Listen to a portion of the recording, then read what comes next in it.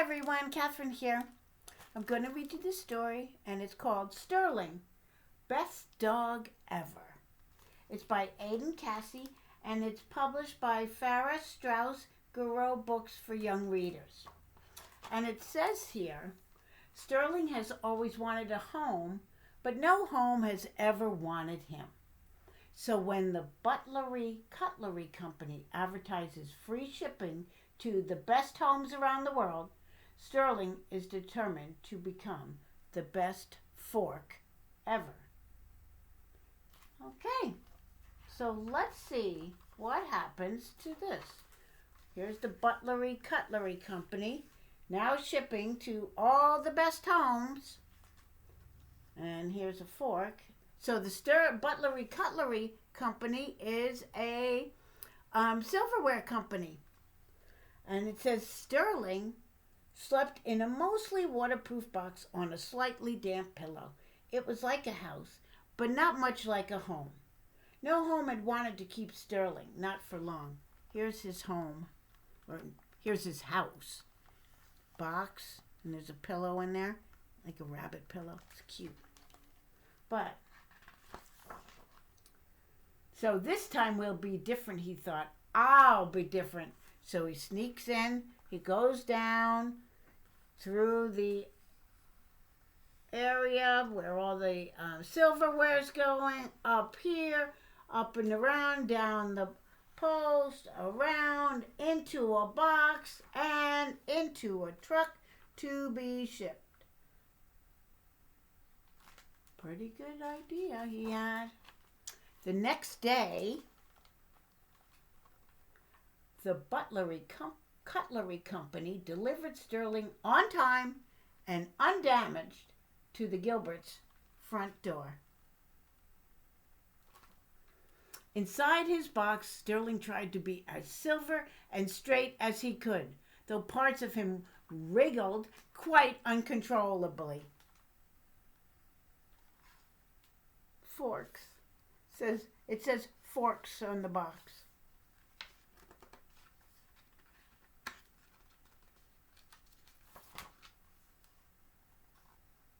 Clearly, he was a fork. Here's the other forks. They all open it up. There's the fork. It says forks. He must be a fork. Look at that tail. He was not, however, what the Gilberts had ordered. I suppose we could keep him, said the father. He is very small, very flat, and very quiet, noted the mother. And the very most adorable thing ever, said the girl. It seemed that Sterling could stay. And this time he would make sure he stayed for good. He would be handy and useful. He would be everything the Gilberts wanted in a fork. He'd be the best fork ever. Look at this. It's with the children. He even goes in the dishwasher.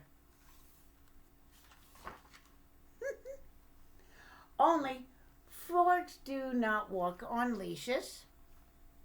They do not sit. They do not fetch. And forks never sleep on beds. Sterling was sure of it. He doesn't want to do anything to mess up. See, she's saying, come on up here. And he's like, nope, I'm a fork. I don't want to cause trouble. One evening when he saw the family eat an entire meal with just their fingers, he began to wonder. What if they don't even need a fork? Oh boy. Now he's getting worried. Maybe they needed a better whisk. Oh no. Now he's going to make a mess. He'd be perfect for pastry. Sterling was adaptable. He could do all these things. He was putting too much thought into it. He should have stayed a fork. However, Mr. Mrs. Gilbert were not impressed. Not at all. Look at the mess. And she had to take him away. He doesn't look happy. He looks scared. Well, he's thinking too much.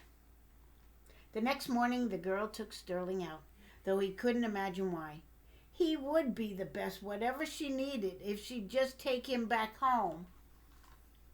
She's taking him for a ride on her bike, but he knows that he's being shipped out. That's what he thinks. Instead, they stopped beside a meadow filled with creatures wiggling and waggling, fetching and frolicking. "Go on," said the girl. "Go play." It did look like fun. Maybe the girl wanted him to be... What did she want him to be? I don't know. A stick. So he's going to be a stick. She's like, no, I want you to fetch the stick. I don't want you to be the stick. That night, as everyone got ready for bed, Sterling didn't know where he belonged. Not at all. Should he be by the door to keep the wind out? Should he be a cover for the golf clubs? I don't know. Should he play over here? He wasn't sure. He wanted to make the girl happy, but he didn't know how. Then he saw it. It had been in front of him the whole time. What do you think is?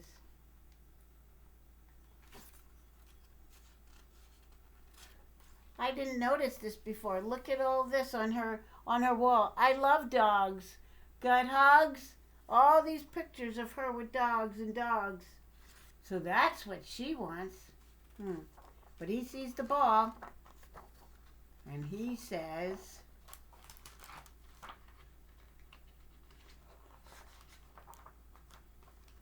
Sterling. Wait. I'll read that part to you again. He wanted to make the girl happy, but he didn't know how. Then he saw it. It had been in front of him the whole time.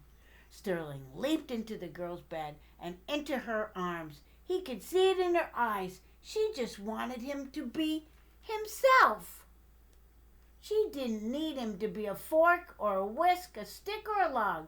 Clearly, he was just Sterling, the huggable, snuggable, perfectly lovable dog.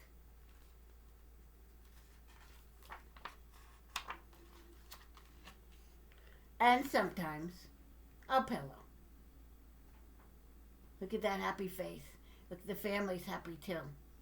And so is Sterling. The end. Great story, right? So, the moral of that story is just be yourself. There is always going to be somebody to love you. And just as you are. Love you just the way you are. Have a wonderful day. Thank you. Bye.